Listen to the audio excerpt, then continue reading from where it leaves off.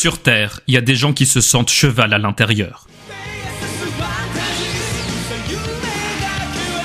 Et il y en a d'autres qui sentent le cheval à l'extérieur. C'est le cas du centaure, une sorte de motard qui se balade toujours à poil et condamné à ne jamais descendre de sa bécane.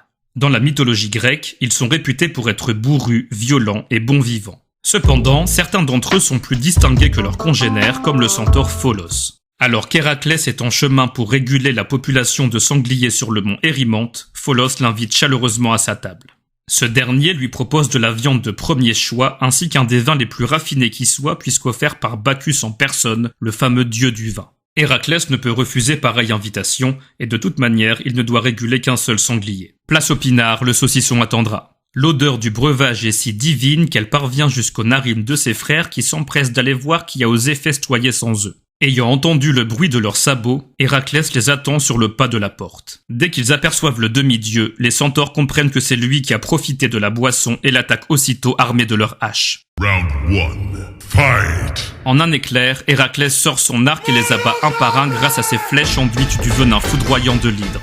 Voyant ses enfants tomber comme des mouches, Néphélé, la mère de tous les centaures, fait tomber des trombes d'eau pour rendre le terrain boueux et ainsi désavantager Héraclès face aux quatre pattes véloces de ses fils.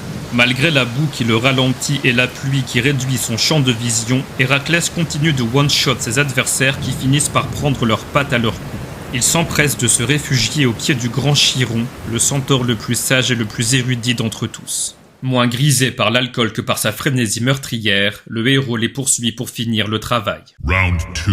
Fight! Il décoche une flèche avec une telle force qu'elle traverse un des centaures et vient se loger malencontreusement dans le genou de Chiron. Heureusement, ce dernier maîtrise l'art de la médecine. Malgré la douleur qui l'accable, il parvient à se fabriquer un onguent et demande à Héraclès de l'appliquer sur sa plaie. Cependant, rien n'y fait. Le venin de l'hydre est beaucoup trop puissant, la blessure est incurable.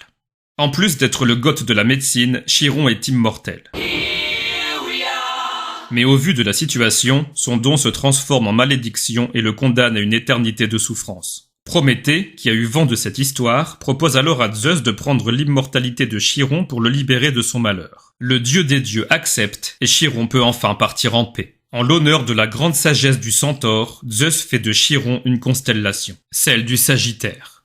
Héraclès causera une autre mort malgré lui en la personne de Pholos. Ce dernier, intrigué de voir ses frères tomber au combat aussi facilement face à une si petite arme, retire une flèche du corps d'un des centaures. Alors qu'il la manipule pour l'observer méticuleusement, elle lui glisse soudain de la main et vient se planter dans sa chair. Pholos meurt à son tour sur le champ. Fatality!